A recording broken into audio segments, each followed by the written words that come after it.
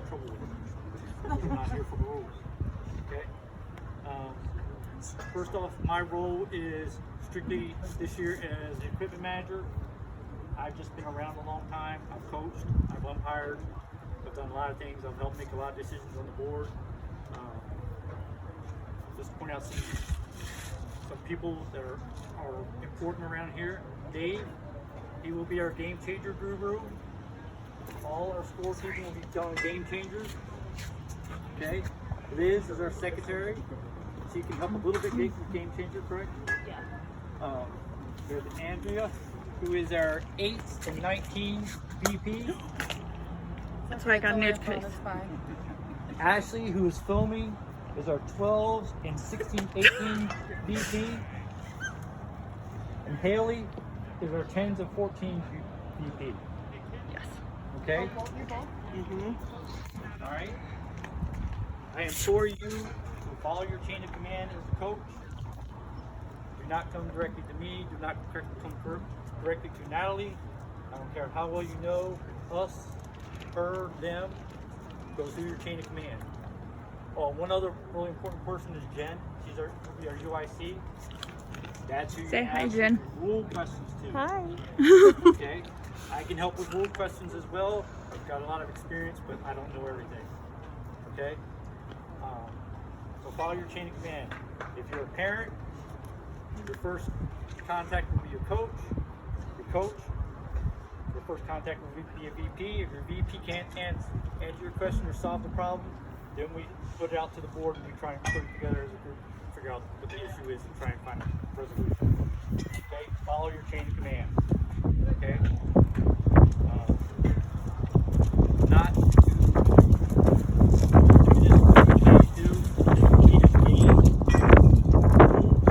again, question.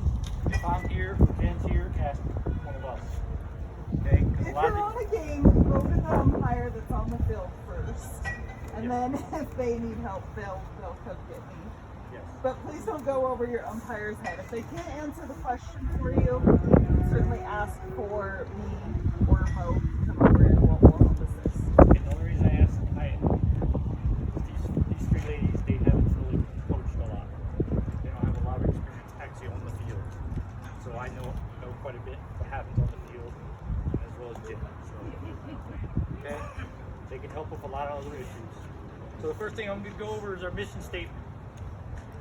I know we have people from all over the valley come and play with us during fall ball, but it doesn't matter whether you're here in spring or fall. This is what our job is. It is the mission of Taylorsville Fast Pitch Softball League to educate and empower today's youth with confidence, commitment, and integrity so they can live a productive and successful tomorrow.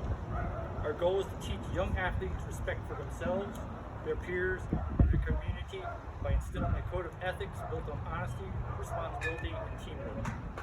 Together, our players, families, and volunteers work with unyielding spirit to cultivate a safe and disciplined environment so every child can reach their full potential, develop their talents, increase their game, their skills in the game of softball, and more importantly, life. I'm going to thank everybody here. Nobody gets paid. Thank you all. I'll say it time and time again. Thank you for your time and efforts. I know it takes a lot. I know it takes away from your families.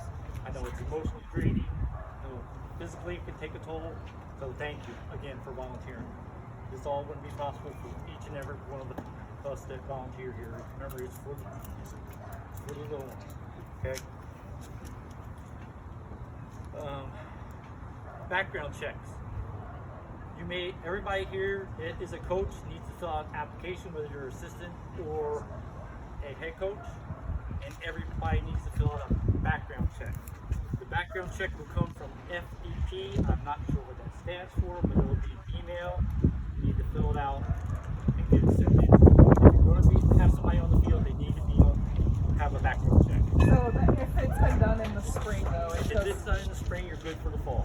So it's good for 1 whole year. Yes, ma'am. on calendar. One calendar year, yes. So if you went online, you did the volunteer application, that's only the application. If you still need a link to do the background check, notify your VP. we'll get those out to you. Fall season games will start on August 26th. On that day, 8s, 10s, 12s, and 14Us will be playing. That's Saturdays. It's a typical Saturday schedule of events. We don't have 16, 18s, and 19s play on Saturdays. Game days, 8s, 12s, and 16, 18s will be Mondays. 10s, 14s, and 19 plus on Wednesdays. 8 through 14s will be Saturday afternoons. The season end tournament will be October 13th to 14th for 8s to 14U. For 19U and 16, 18, they'll be doing their tournament on the night they play. Okay? And it will be single elimination for fall. Sorry, what was that again? 13th and 14th. Next most important, well, it's all important, but communication. Here at Taylorsville, we all pretty much communicate through GroupMe, both as a board and the teams and coaches, GroupMes and everything like that. Please make sure you're checking and responding to the GroupMes. If you do not respond to the GroupMes after a certain while, the GroupMe will kick you out and you won't receive any notifications. So even if you just like the post, that'll keep you in the loop. Okay? And make sure you check your posts frequently.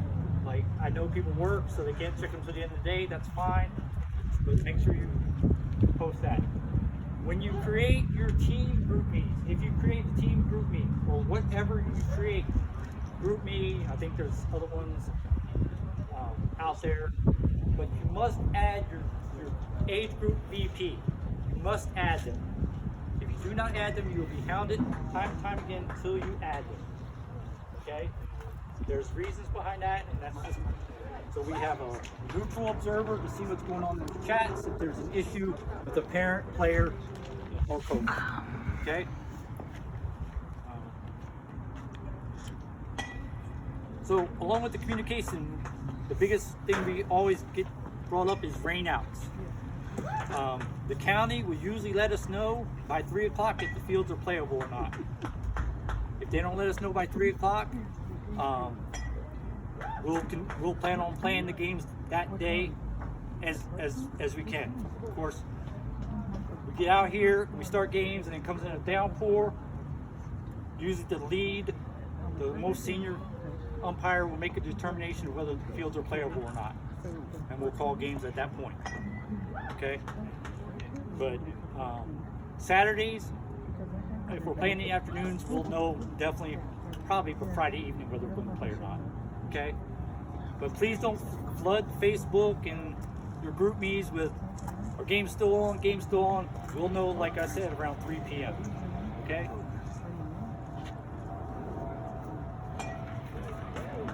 Any questions on those topics?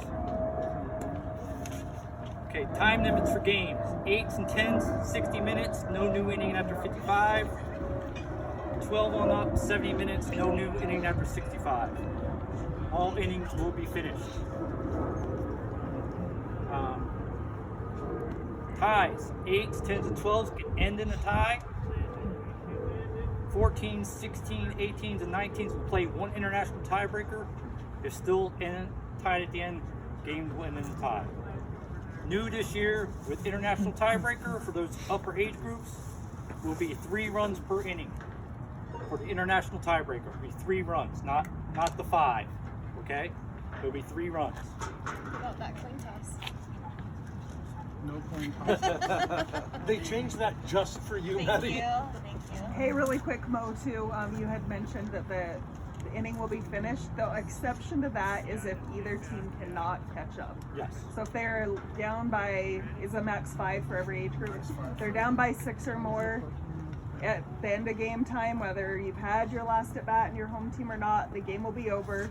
If you have girls that haven't batted, they'll still get a chance to bat, but we're not going to push all the other games back to continue to play an extra inning when you can't catch up anyway. So at that point, it would be drawn. Yes. And what Jen was mentioning, every girl must bat at least once during the game. So if you get up there and you only play one inning and you only get 4 batters, and the game time expires and your team can't catch up, your remaining rest of your team will still get the opportunity to bat. Okay, we'll do a quick change, and the girls will still get At at least that one time, no at bat. runs. The runs Once just we won't call it, if count. they have additional batters, no runs count after that. Yeah, no runs will count after that initial So game would time you is on called. game changer just put end game? End game and then just let them bat. Yeah. So what Dave was just saying, as game changer, just end the game at that point and just let the girls bat. Okay, we want the girls to still be able to bat and get that learning capability. Okay.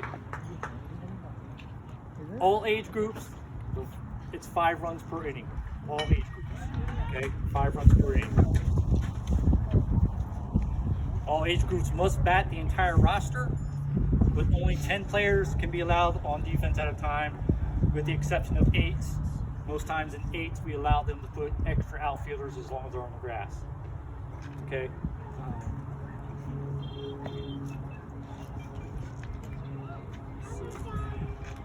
Speed up runners are allowed in all age groups, except for obviously 8s because there's no real pitcher and catcher. Okay.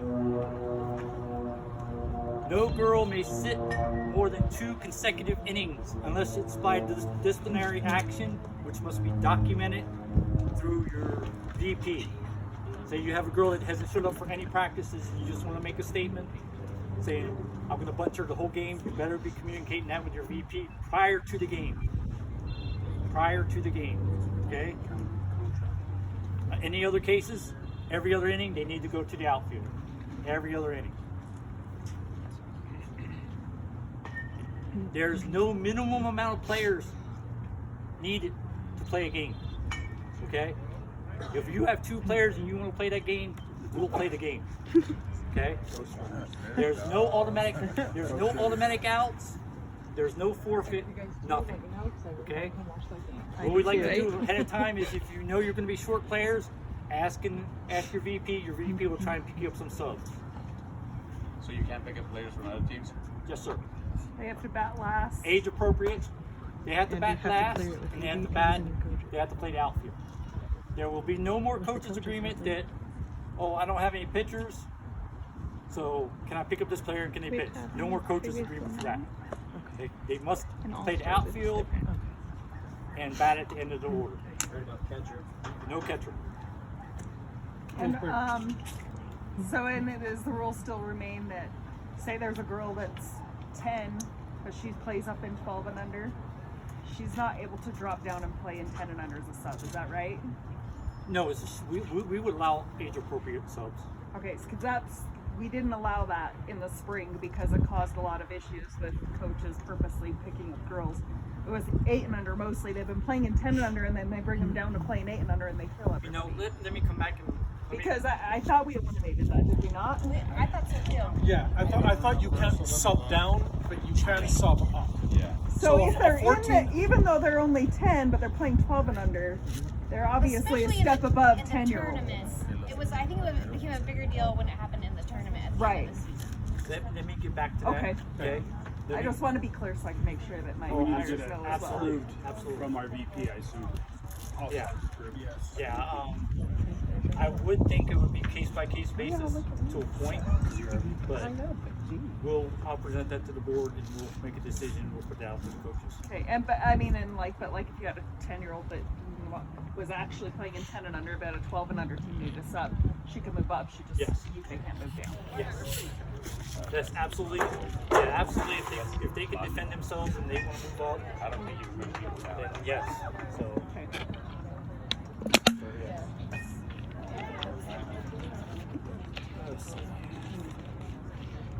And Taylor. So for 12 on up, obviously there's no coach pitch. Stealing home is allowed, and stealing first on the drop third strike is allowed. Does everybody understand that? Yes. Sorry, did you say 12 and up, right? 12 and up. So Yes. 10U is still gonna be coach man. 12? I mean, sorry, 10U. I'm so sorry. Yeah, we'll get to that. Sorry. No, you're fine, Archie.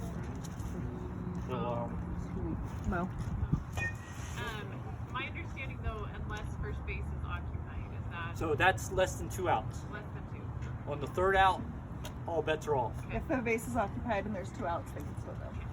Yeah. Yeah. That's a very confusing rule, but to a point, but to us that's been around. So anybody understand that? So if you got bases loaded and there's 1 out, the batter's automatically out. Prompt third strike. Second out, batter's automatically out. The third out, they can still steal, and the play can continue. Okay. Mercy rules are the same as USSSA. 15 runs after 3 innings, 12 runs after 5. Going back to rainouts will be counted if 45 minutes of the game is played. If not, we will try to reschedule them for the following Friday. So if we get a rainout on Monday, it won't be not that Friday, but the following Friday, because we have to give the county a week's notice. Okay? And only games that need to be made up at the end of the season. One thing we're changing this year is we're trying to get girls on the field as quick as possible. So we are downing the time between innings to 3 minutes. 3 minutes to get in and out of the dugout. That should only 60 seconds. That's Yeah. the way it is in tournament. 3 Yeah. minutes is a long time. Yeah. I feel like they don't even give us a break during the tournament. I don't even have enough to write my new lineup. Yeah. Oh, are you talking? We're talking about in between innings. Yeah. So Yeah. that 3 minutes that's a long time. Yeah. I'm not gonna allow 3 minutes in between innings on my games. So anyway, we're going to allow the umpires, and we're going to instruct the umpires, if you're taking too long and Yeah. you're stalling, they're going to start calling balls and strikes. And also, be to your field, ready to play 10 minutes prior to start time. There's a gap in between games that there might be a game that ended early because of a run rule or something like that. And these people don't want to be here all night because you guys are still out at the church practicing at 5:30 and you've got a 5:30 game. Yeah. So be to your field, ready to go in case we can get you started early. Everyone will get out of here early. Say the next game runs late, that's gonna, that'll help. The only game, and I'm sorry if I'm stepping on Jen's toes here, the only game we would not allow to start early is the first game. Right. If you're built there and ready to go, sure, we can get going early, Yes. but we're not going to force the issue to be here ready to go at 5:15. But the second and third games, if they can get started early, we're starting early. Okay? It will be up at the umpire's discretion, and they should come to the coaches and say, "Are you ready? Are you ready? Let's get started early." Okay? But be here. We just a We can't come to the suggestion, coaches if you're Right, still out right. there. Yes. So be to your fields, to your assigned dugouts, 10 minutes early.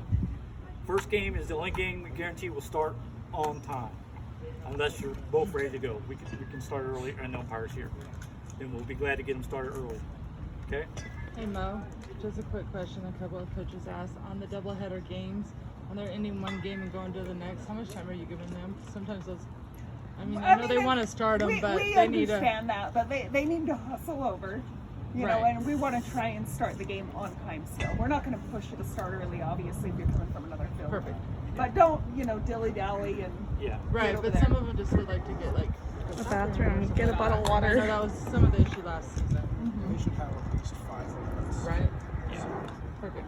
And And if usually, you know you have a double header, write both of your lineups out ahead of time. Don't take your time in between to write a lineup. If you know you've got 2 games, you should have both of your lineups ready to go. I'm guilty.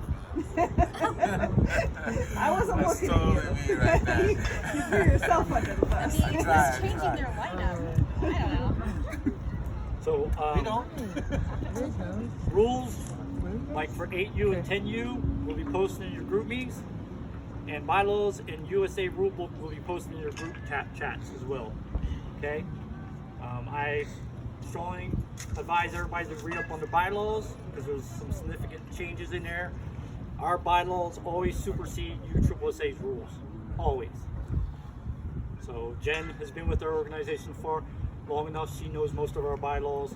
I know our bylaws are pretty much forward and back, plus the USA. So Have they changed since the spring? bylaws for fall, we always change the spring to fall. And we're, as far as the bat stamps, I know that we've been lenient on that, but then we weren't. Okay, where would you fall on that? I think they needed. Because we still have someone in the league that I don't like the penalty for it, but I don't think they should be allowed. The ones in the league, I'm not worried about. Okay. It's the Blue Easton Ghost, So make sure your the bats 2019 Prism. make sure your bats have a USSSA stamp on them. Those are the only ones that are going to be allowed if you have your own bat that's owned. If you get a bat through the league and it's not USSSA stamped, then I know which bats are given out. I know which ones are ours, and they'll come get me, and I'll say, nope, that's not ours, and then the umpire can make their decision. Well, yeah, and I think most of them are. There's only very few that aren't. So. Yeah, make sure you're checking your players' equipment, because I caught about 3 baseball bats last year, and I didn't catch them till late in the season. So these girls were using baseball bats most of the season. So you coaches as well need to look at the bats and make sure they're fast pitch bats. If they're using a slow pitch bat, that's just going to hurt them, because it's Like, more wait, it's more of a push than a yeah. God, they're heavy too. Yeah. So, I mean, they still will be approved to USSSA, but you can tell the difference between a slow pitch and a fast pitch bat. Okay? So make sure you're checking that stuff. And it ain't under T-ball bats are allowed. Yeah, we have T-ball bats Yeah. for the league. It's hard to find anything. Yeah, So, exactly. So just make sure that equipment's approved.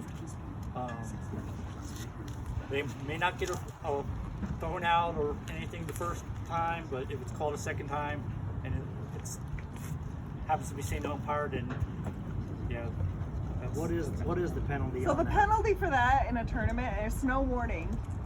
And she doesn't have to hit the ball. If she steps into the box with an illegal bat, it's ejection of the player and the coach. No warning. Both of them are gone.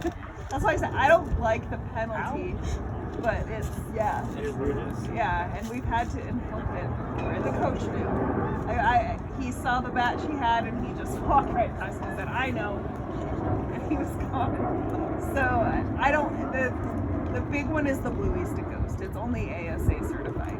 So and it's a 2018 bat, but it's still really hot. There was one this year in 12 and under that I caught, and I had to come say, "Are we gonna really kick this girl and her coach out?" She got a warning, and she didn't use it the rest of the season. Now on to the most misunderstood topic. We've tried to make it as easy as possible, but our 16-18s is proof of this. There's only 2 girls that are returning that are established pitchers. 2 girls.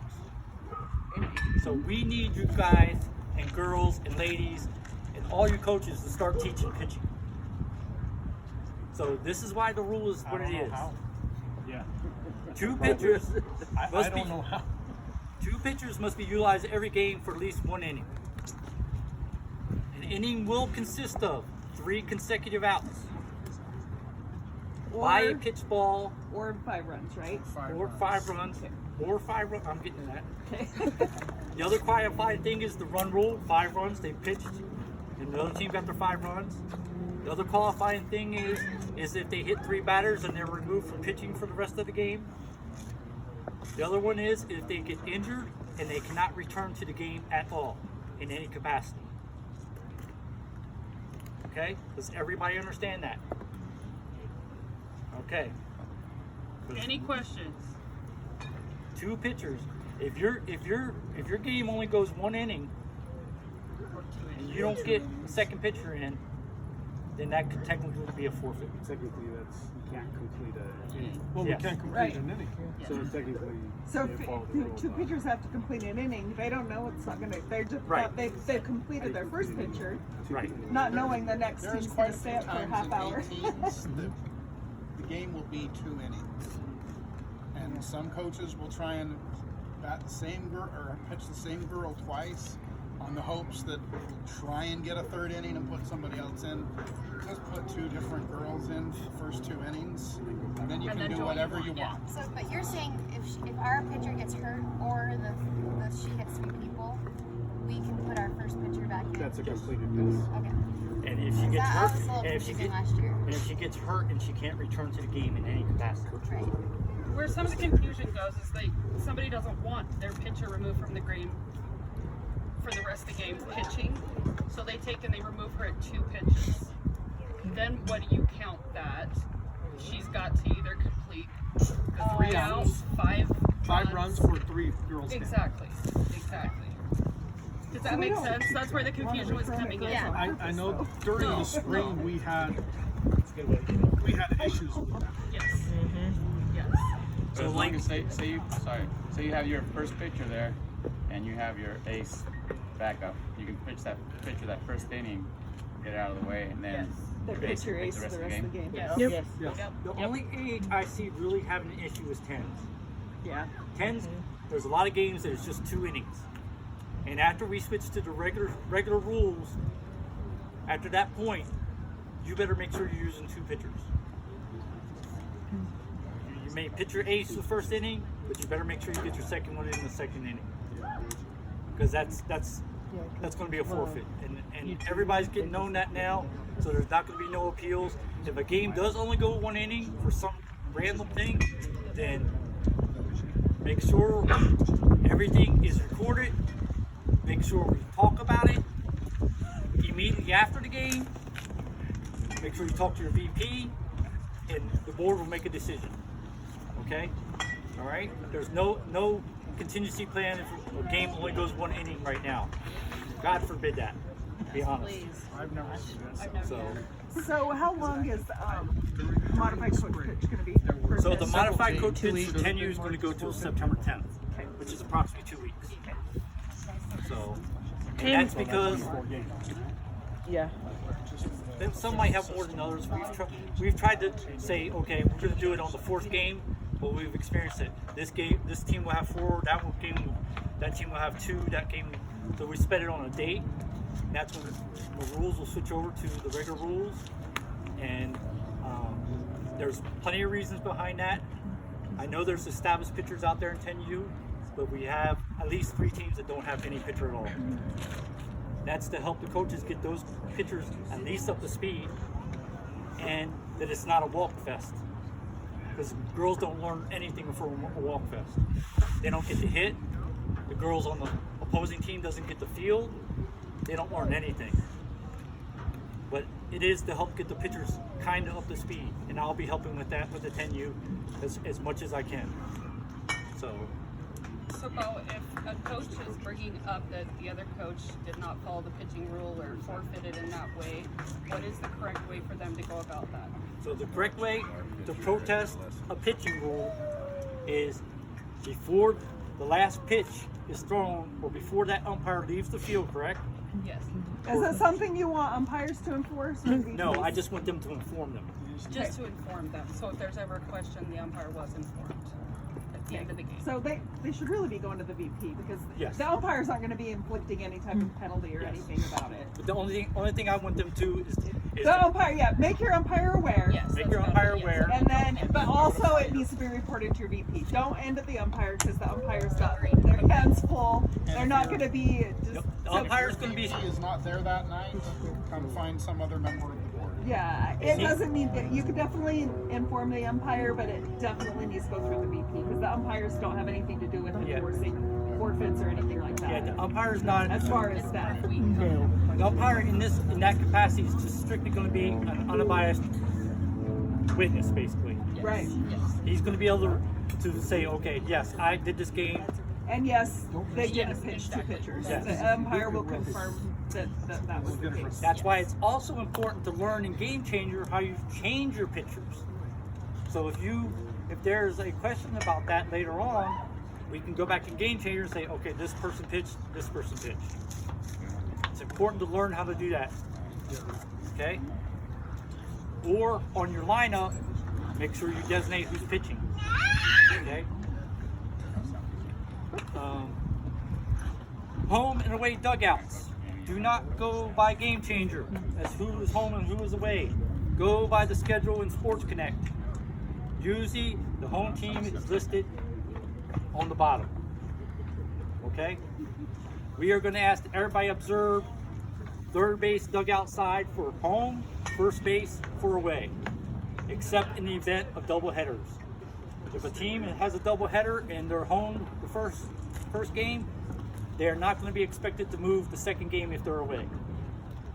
Okay? Yeah, because Jen will start the game and then penalize you. Yep.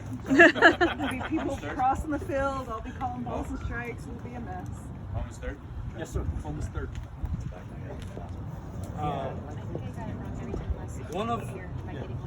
One of my other pet peeves is batting helmets. If you are hitting a ball of paper during a practice, you will have a batting helmet on. That means every player, no matter what you're hitting, will have a batting helmet on. If you're hitting water balloons, you'll have a batting helmet on. Okay, I'm not going to go into a big long story about this, but just to say we've learned from the past, and it was a very tragic event that happened. So any batting exercise, they will have a batting helmet on. So bat in your hand, helmet on your head. And that includes within the girls that are 25 within feet. radius of the person swinging the bat. Okay?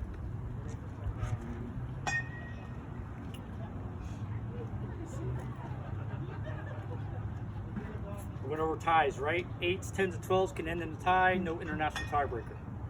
14 up, play one international tiebreaker of 3 runs or 3 outs. And then they switch. If after one international tiebreaker, if teams are still tied, it's a tie.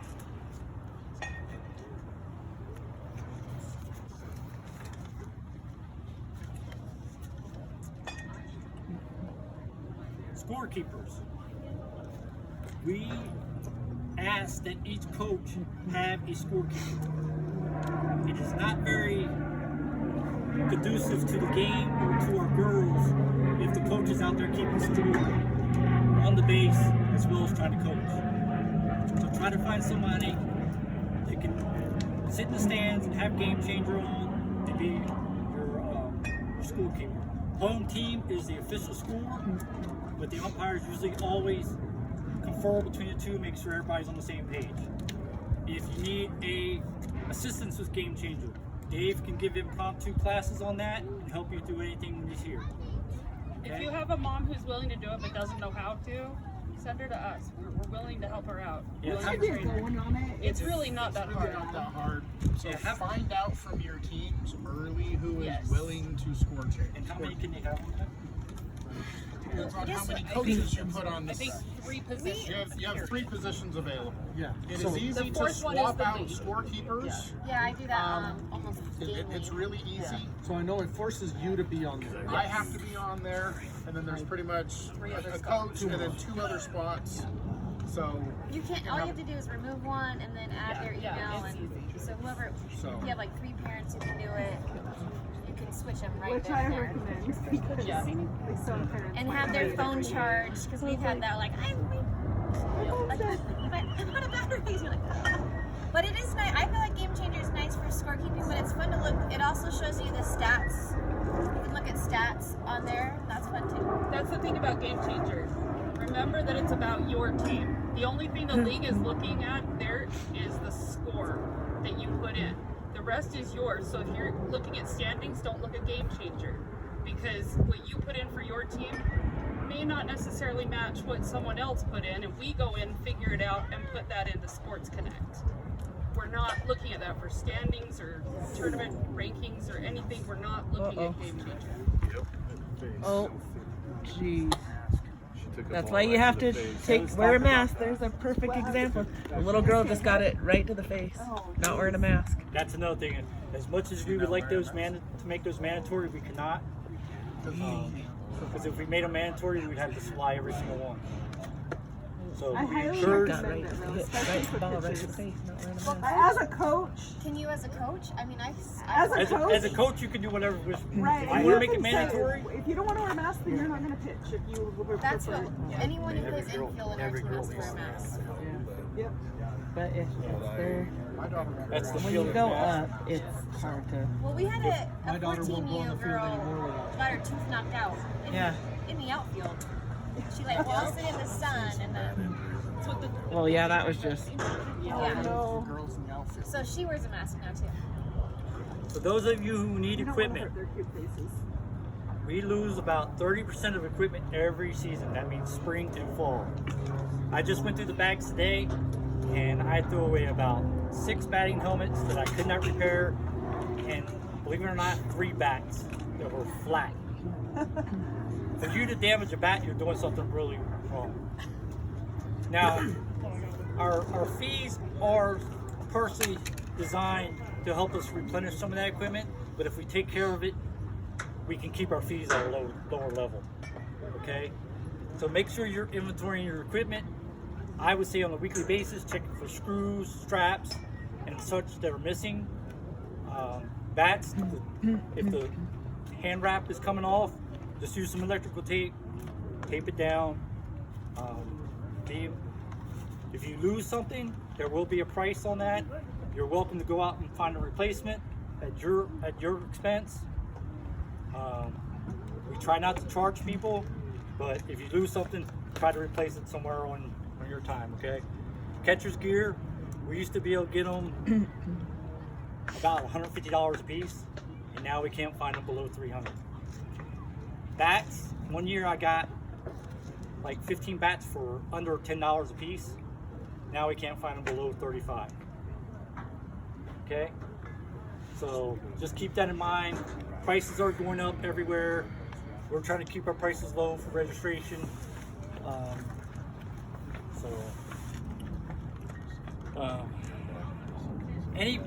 Any player using their personal catcher's gear, they must come to a board member and get it approved by that board member. The board member will be looking for serviceability and fit. Okay? And that's all they'll be looking at. If they don't know what they're doing, then send them to me and I'll check it out. Okay? I had a girl come show up, 14s was just that was this big. And she tried every game she tried to wear it. So just be aware of that and know we're keeping our eye out for that thing. It's about safety. Not much more I can say on that. Okay? Had another girl, she had a big indent in her catcher's helmet from it melting. That's probably not safe. So if you need equipment, I'll be upstairs afterwards. You'll sign a receipt. We'll hand out equipment. The only thing I do not have is balls. I don't have balls for anybody. Balls. I'm married, so I don't. You'll see a few up there. You'll see a few up there, but if I give one person one, I gotta give everybody else some, and I only have about 28 11-inch balls and about the same 12-inch balls. I think that most of us that have been coaching for a while have our own spheres. Yeah. So, Well done, Ramon. Well I done. actually need to get with you, Ramon, because I was going through my bucket the other day and I found one of yours. I got a couple of yours. I'm like, how did I get them? Wow, you just have everybody's balls. Yeah. Okay. So yeah. I do apologize about that. That's dozen of balls right now cost anywhere between $70 to $80. So they're very expensive. So for a dozen balls, I paid $74. Jerry. So another bad subject to bring up. What's that? Jerry has decent balls. Come here, Jack. Walmart.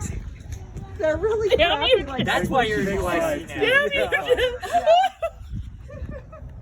All right, keep it PG, keep it PG. Little ears. All right, we're asking that each and every team pick up your bleachers and pick up the trash in your dugouts.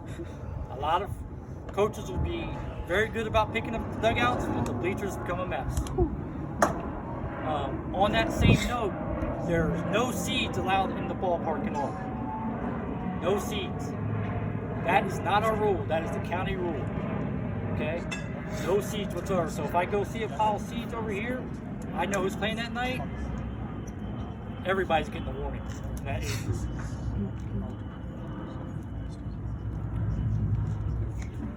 So Parking.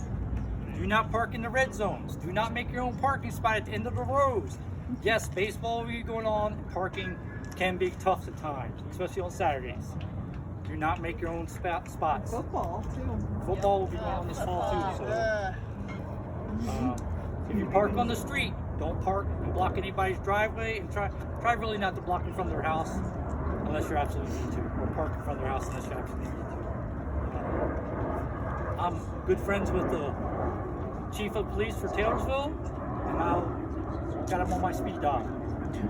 I get a $10 kickback, so I'll control vehicles left and right.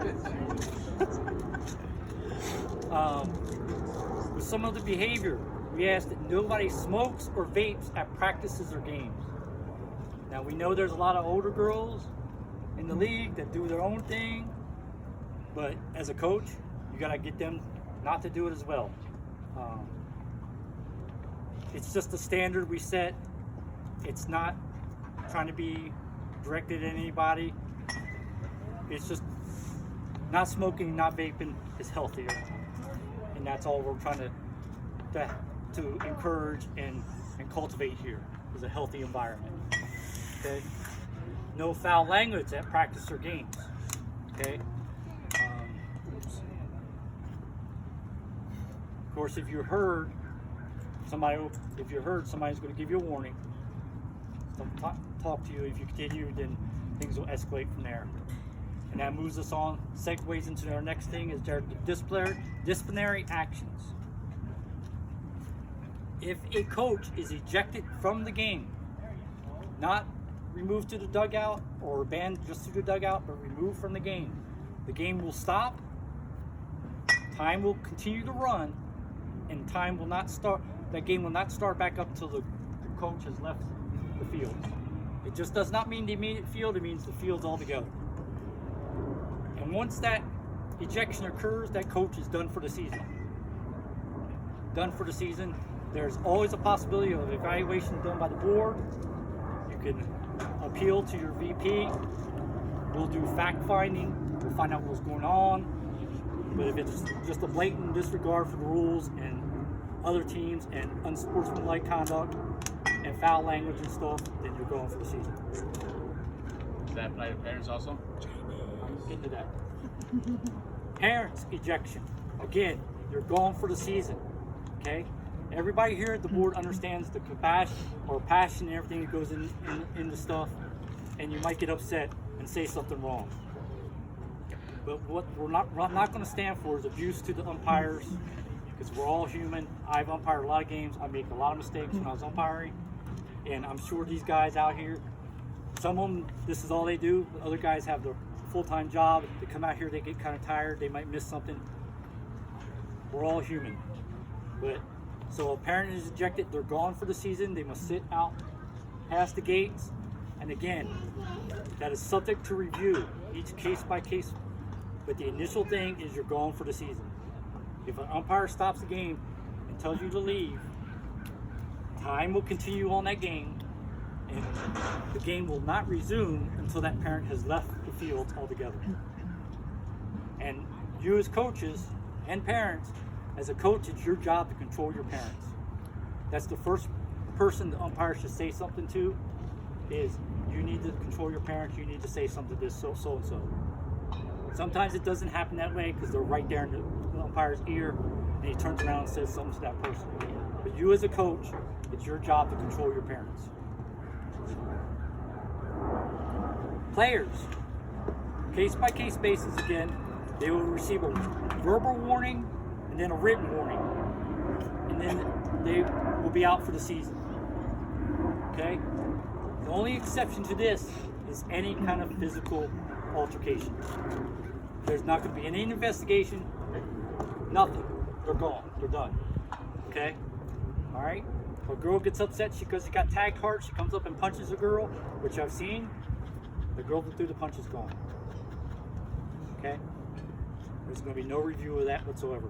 Anything physical, of course with the coach, anything physical, parent, anything physical, not going to be reviewed. You're gone. Even threats? No, threats should be taken up through the chain of command. If it's within your chain of command that the thread is made, then you go to the next higher up. Okay? That could be Liz, Dave. If it's something between you and a VP, Liz, Dave, myself, and then Natalie. Okay? All right? Give your VPs a minute to respond. Like, if you're not getting a response within like a day, day and a half, feel free to come to somebody else if you're not getting responses or something like that. But give them a little bit. We're most of us have jobs and parents and stuff. Yeah, like little patience, a little. We like to try and all you did. we like to try and implement a 24-hour rule. If you get upset at something, if you can contain yourself and come back in 24 hours, and if it's still that important at the end of the day, that day, then bring it up and we'll address it. Okay? The reason I'm just wondering, like, if a player tells another player or a parent to a coach says, "Yeah, I'm gonna kick your ass." I mean, to me, that I won't tolerate that. Okay. So what would be your response? My response is, you do what you got to do. If I go to my VP, I don't want that player on my team anymore. I mean, me, I don't want him. Yeah. So I'm going to my VP and asking for that player to be completely removed, or that parent to be completely removed. I mean, we had a specific instance about that just this past year, that somebody threatened physical harm to somebody, and we had to research it. And when it comes down to it, no one can seem to tell the truth at the end. So we have to come to our own conclusions, and sometimes that's not in the best interest of the player, the parent, or the coach. But we only can take people, if we don't see what happens, take things at face value. That's why also we have the VPs separated like they do, because they're here, they're going to be here as much as possible during their games. Okay? All right? If we hear about it, like if you're having a problem on your team, like bullying and stuff like that, if we don't hear about it, we can't help you. We can't help solve the issue. Okay? So that's another part of it. If you hear or see something, say something to us. Okay? So we can research it, so we can be aware of situations, so we can have a heads up.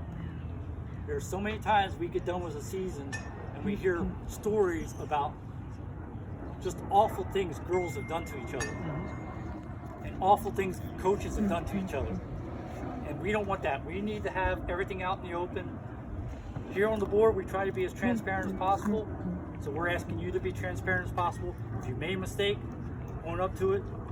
We'll fix it, we'll correct it, and we'll go from there. Okay? Backtracking a little bit, if you have any team function, there must be chaperones of both a male and a female present. Any team function. That includes practice. Some people didn't realize that before. So this goes back to, again, every player gets the bat, every player gets to play. So if a player shows up late to a game, they'll be added to the end of your lineup, and then all is good and well, okay? So there can't be any kind of discrepancy from the other coach saying, oh, well, they just picked her up and they want a ringer. No, since she's on the roster, she arrives late, she can be added to your lineup. You need to let the other team know that she's being added. Yes. Because if they don't know, their scorekeeping is going to be messed up, and then there will be a discrepancy. So say you already have a full team, then you pick the players, and then someone else shows up, you just... If you have a full team, there's no picking up players. No, but say you have a full team, and then she shows up an inning or so after. Yeah, like I have 10 players, and then my 11th shows up late. Pick up players? Yeah, she just added to the lineup. But if you're 10 players and batted, and you're back to your front of your lineup, I think she has to sit out, right? Yeah. Yes, if you've gone to the top of your Right, lineup, but she can yes. still play. She just has to wait till they get back around Yes. to the end. Yes. And okay, so say, I think what he was saying, say he's got 8 of his own players and 2 subs. Then all of a sudden, a girl from his own team shows up. She just gets put at the end of the lineup. And he doesn't have to pull a sub out or anything because No. they've already started the game, right? He'll play with the 11. Yeah. Okay. Just remember that they'll have to, every 2 innings, every other inning, they have to play the field. But you can't start a game with 11 players and one of them's a sub. Because that would basically be There's no reason to have a sub if you've got 10. Yes. Set up to 10, yeah. Yes. If you have 10, there's no reason to pick up a sub. Okay. A player that becomes injured and requires medical treatment or hospital care, or is under doctor's orders for such injury, they must supply a doctor's note to return to play. That clears us for any responsibility. It's not the parents, okay? It's a doctor's note. They leave and they go to the hospital, or is even seen by a doctor later on, they must have a doctor's note to return. Metal cleats are allowed in 14U on up. All girls wearing a batting helmet must have the face guard. You'll get a lot of the younger teams, they won't be aware of that, but they still have to wear it. 18s on up still have to wear it.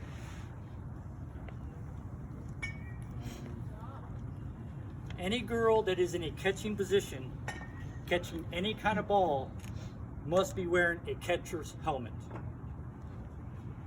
Okay, not a batting helmet, not a fielder's mask, a catcher's helmet, at the minimum.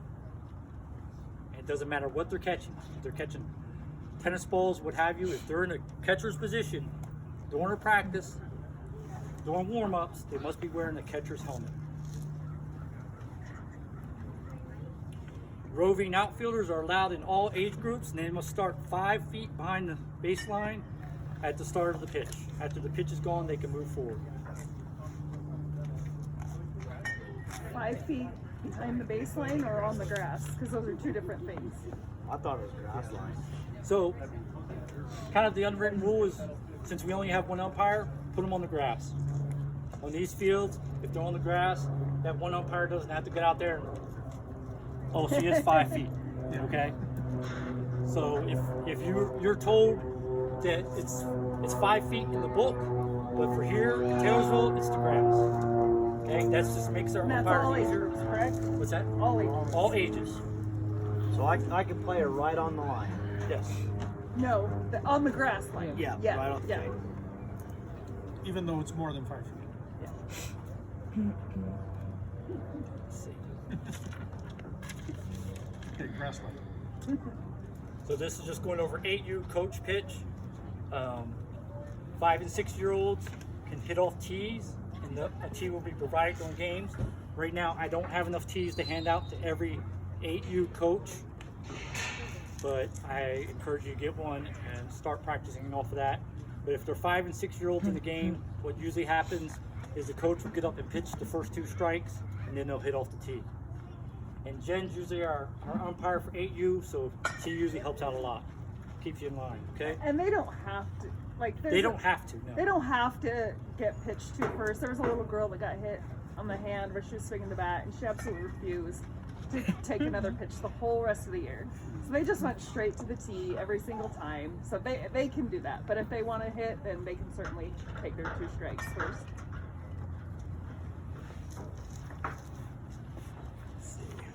I have specific rules for 8s and 10s. Again, the 8s and 10s are designed. 8s are pretty standard. If you need me to go over those, hang out afterwards. 10s, if you're a 10U coach, hang out afterwards. I'll go over the modified rules.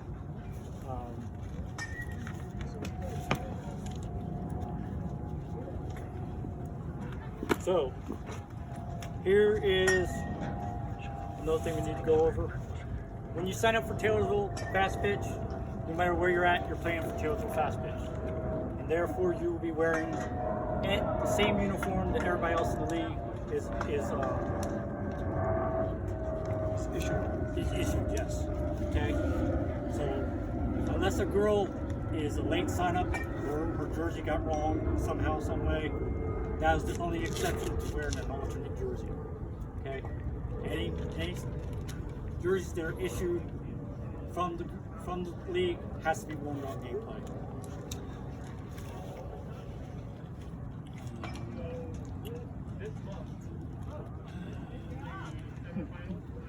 You guys want me to go over tiebreakers for first place during the regular season?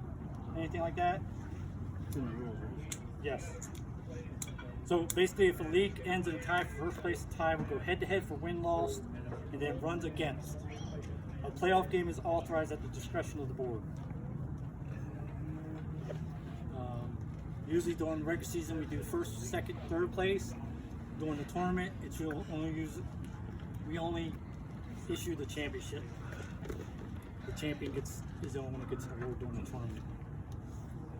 And for the fall, the tournament is single elimination. So,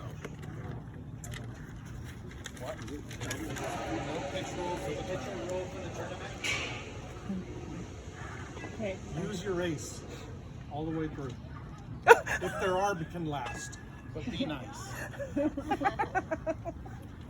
I encourage everyone here that is a coach to learn what is a protestable call and what is not.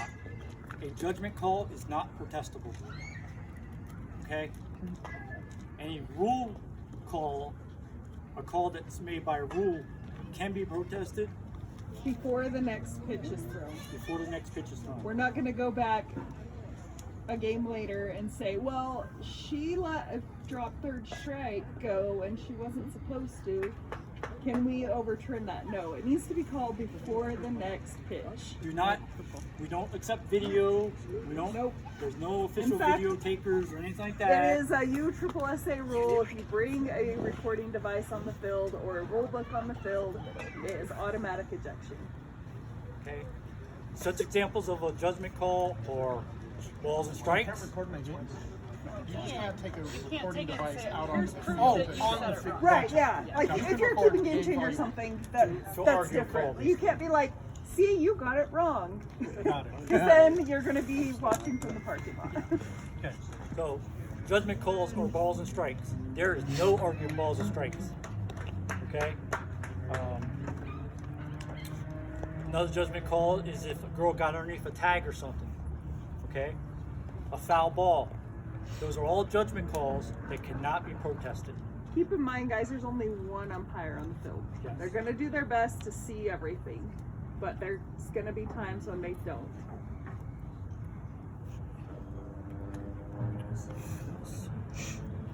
Try to limit your cheers to encouraging cheers, either for your team or for the other team.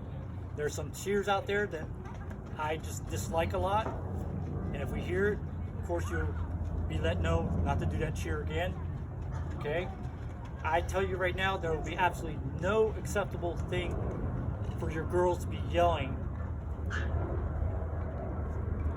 purposely at an opposing pitcher, making any kind of sounds when they're pitching or something like that, unless it's a regular cheer, like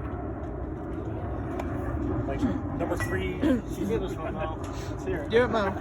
Where's your pom So poms? I have a question on that. A lot of the girls, and I told mine not to do this, but when the opposing pitcher is warming up, Yeah.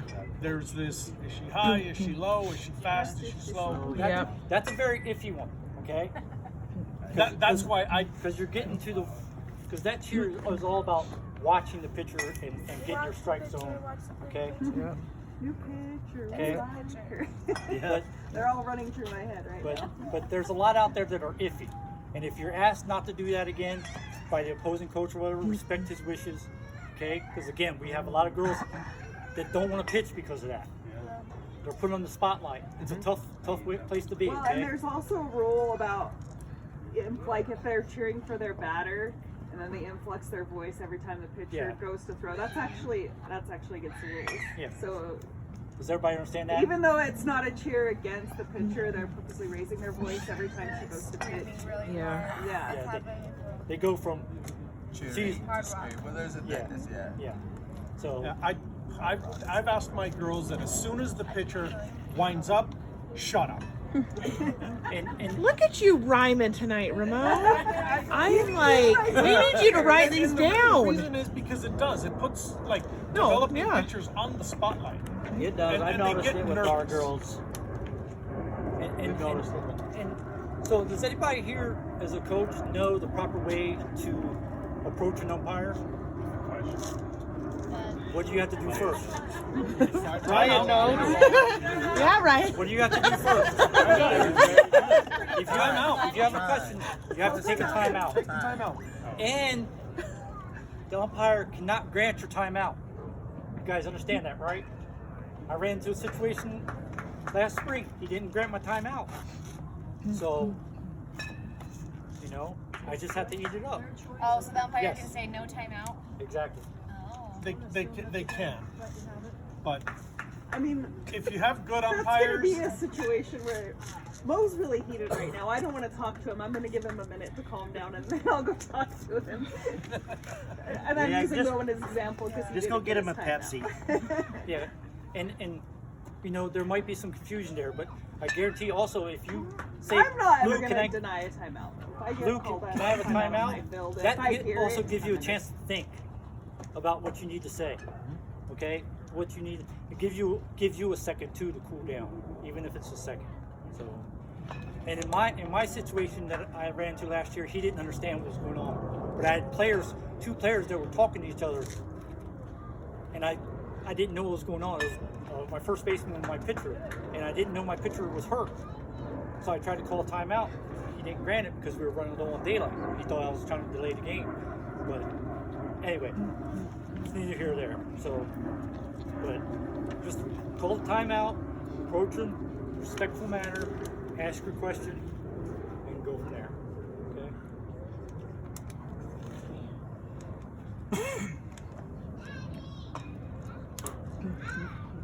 One of the other pet peeves of mine, and it's your coach's job to, again, enforce this, is there's no coaching from behind the backstop from your parents. It confuses girls, and I've experienced it this All-Star. This girl who would rather listen to her dad and her parents over me, and I sit her on the bench. And that's her choice to listen to them. They speak in Spanish, and I don't know what they're saying, and so I was like, are you going to listen to him or me? I'm going to listen to my dad. Okay, go sit down. Okay? With that, I got a question. Can we, for all stars, the kids and parents signed an agreement? Can we have our own agreement? Oh, absolutely. Okay. If you have a standard, like a standard of the game or code of conduct for your team, and you want to do that for fall ball, spring ball, it's your team. And again, we can sit them 2 consecutive innings if they don't agree, if they don't follow that agreement. Yeah, and just let your VP know. More than 2 innings, we have to get 3. No, you can. No. We're just asking you not to let her know. Yeah. If you have a Right. reason why, Like you gave an example, if they're not showing up for practice, we can automatically sit them 2 innings in a row No. without No. talking to the VP No. or No. no, They have to play every other inning. Yeah. Okay, so more than Yes, one more than inning. one inning. That Basically, means- more than one inning. That makes sense. Let your VP know. Your And VP they is sit- still have to bat the lineup, right? Yes. Yes. if you go by the no showing up for practice in 16-18, you're going to sit everybody. Yeah, I just gave it an example. So, in an effort to raise more money for our league, and to go back to COVID standards, we're charging every parent $5 to enter every game day. It's true. We all voted. I don't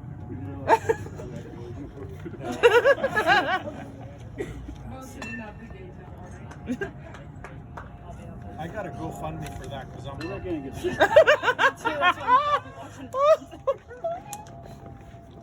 All right, that's about it. VPs, you have anything you want to go over? Anything else? No, anybody have questions for me? You're opening yourself up. Anybody have questions for Jim? Rule questions. All right. All right. Anybody needs gear? I'll be upstairs.